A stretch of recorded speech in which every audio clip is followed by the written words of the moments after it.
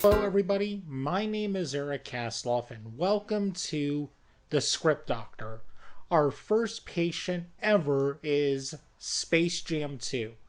Now, before I get into the script doctoring, let me explain what a script doctor is.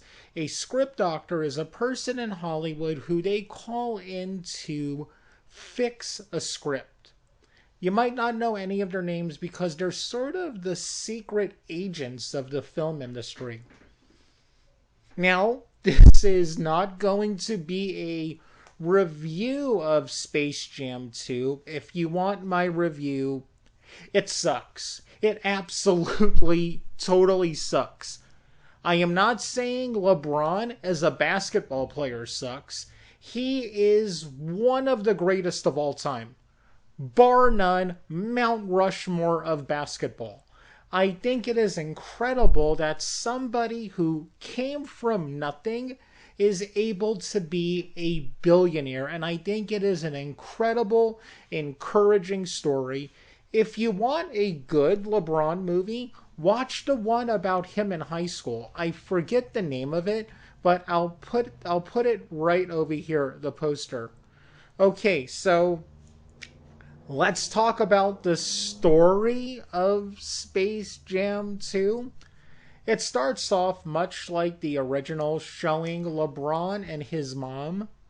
Before he goes to a game, a friend gives him an original Game Boy. He's playing with it, but then his coach calls him away and he leaves the Game Boy.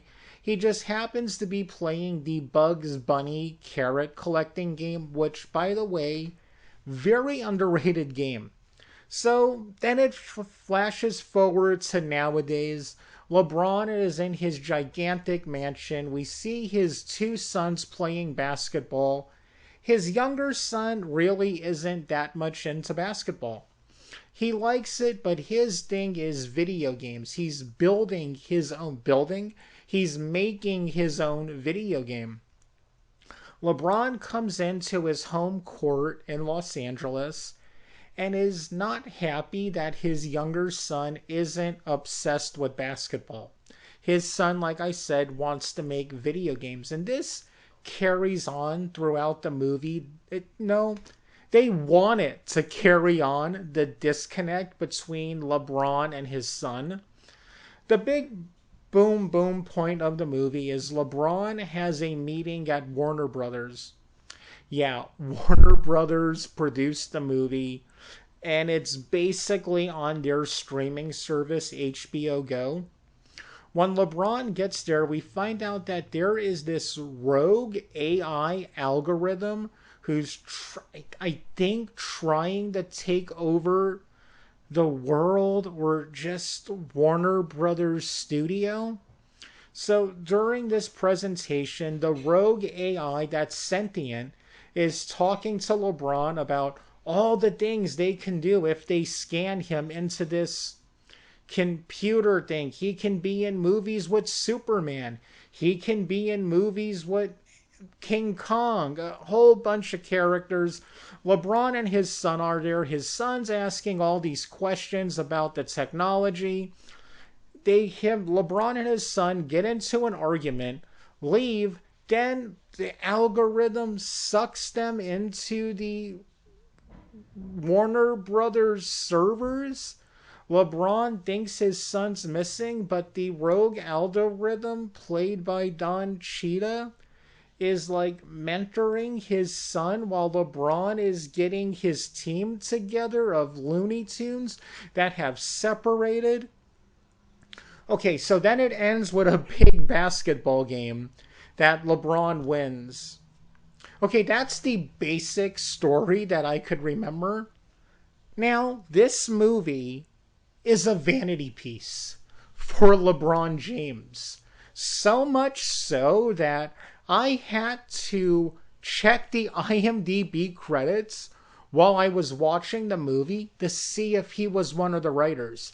Here's some snippets, like samples of dialogue that happens. Don Cheetah's talking to LeBron James' son. LeBron James' son says, "I know my dad's one of the greatest of all time." Not even 10 minutes later, a security guard says, "You lost one of the greatest athletes on the planet?" That's just two within the 10-minute period.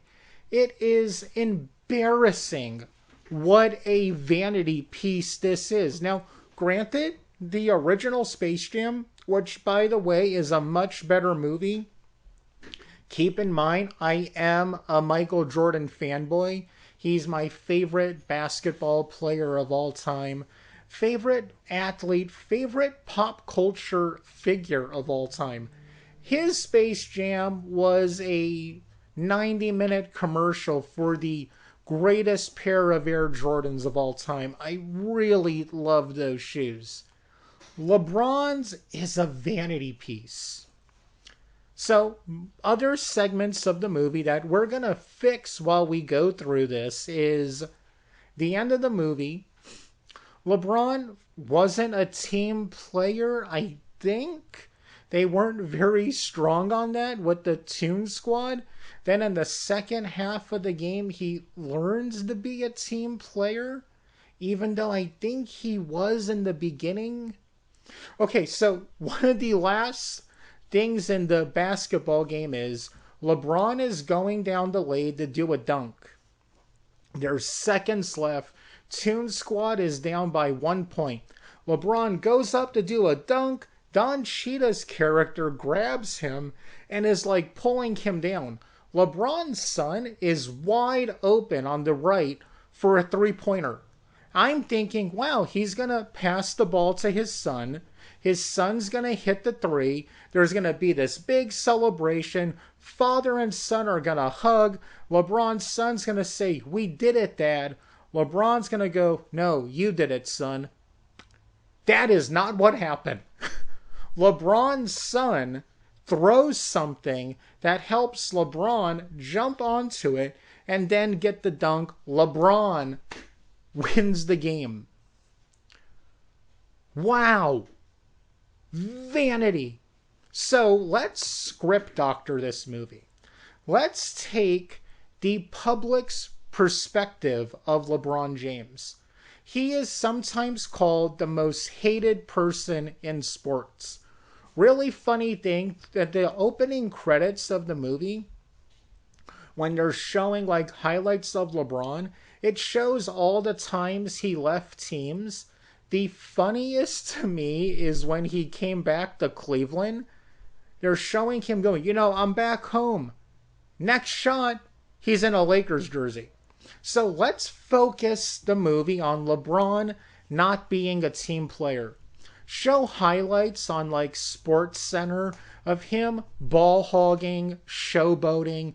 Show his other teammates, disappointed that he's not passing the ball to them. And talk about that on Sports Center. The most hated man in basketball. He put up 80 points in one game. Then we show him and his son's disconnect. His son just wants to do video games. His son doesn't want anything to do with basketball. His jam, pun intended, is video games. Now, the rogue AI, let's work with that. Let's, in the beginning, have LeBron, he's this high school basketball superstar. He meets someone in the beginning who's this nerdy kid that is obsessed with LeBron. Well, he thinks him and LeBron are best friends. He helped LeBron pass a test. LeBron high-fives him and goes off to his game. Now have that guy working for Warner Brothers, and he creates the AI that goes rogue.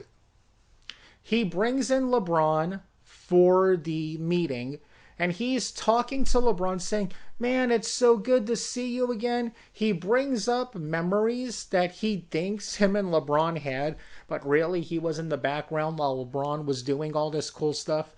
LeBron had no clue this guy existed. And LeBron tells him, "Man, listen, I don't remember you." Have the fight with LeBron and his son in the office. Then as they leave, our bad guy gets mad. and he presses the button that brings LeBron and his son into the Toonverse. Still have his son missing, set up the stakes like in the movie that if LeBron doesn't win this basketball game, him and his son are trapped in the Warner Brothers servers. Another thing in the movie is Bugs and the Toons have separated. They didn't really give a good reason why. I can't think of a good reason why either because I'm focusing on the LeBron stuff. So have LeBron gather up the Toon Squad, have them play the game, and in the first half, LeBron is showboating. He's not passing the ball at all. He's being a jerk. The Toons are trying to, play the way they do with their Looney Tunes antics, but LeBron keeps stopping them. We go into the second half, and you can have the Toons have a big emotional scene with LeBron where he learns, hey, it's not just about me, it's about others. Second half comes along, LeBron doesn't score once. At all. He has learned humility. He's passing the ball to Bugs, to Tweety, to Sylvester. They're doing their Looney Tune antics to win. LeBron's son is in the game, but he's playing for the other team. I forgot to mention that. That happens during the movie. Then his son switches from the bad guys to LeBron's team. I guess keep that. I don't know. It was in the original movie. We have to keep it. So now you have where the Toons are down by 1 point. Have the thing where LeBron's going down the lane. The Rogue AI goes to stop. LeBron's going for the dunk. Rogue AI stops him, pulling him down. LeBron sees his son wide open, throws the ball to him. Like I said earlier, LeBron's son wins the game. They have their big emotional moment. Their comeback to the real world, and him and his son have bonded. LeBron has learned to be a team player. I don't know. Personally, I think that would have been a better movie than what we got. Now, I know Space Jam is a movie made for 9-year-olds. But you know what else is made for 9-year-olds? Star Wars. Pretty much every Marvel movie. And we hold those to a higher standard because they're really for all ages. Now, Space Jam to me is also for all ages. And I think if they would have focused more on making LeBron likable, because he really wasn't likable in the movie. I mean, he came from nothing. His family lives the life of luxury some of us will never get to know. You would think whatever his kids want to be, he would encourage them in that. Sure, he would love it if they pursued basketball, but he can afford for his kids to achieve any dream they want. Like if they were a really horrible singer, he could still buy them a record label and give them a contract. But in the movie, he just came off like a jerk, then somehow changed, but didn't really change, because maybe he wasn't a jerk. It was really unclear. But I think what I came up with might have been a better movie. But hey, what do I know? If you think you could have come up with a better story, please comment down below what you would have done. And I'm going to ask you to do me 2 big favors. If for some reason you liked this video, please hit the like button. And if you want to see more of the cool stuff I'm going to do, please hit that subscribe button.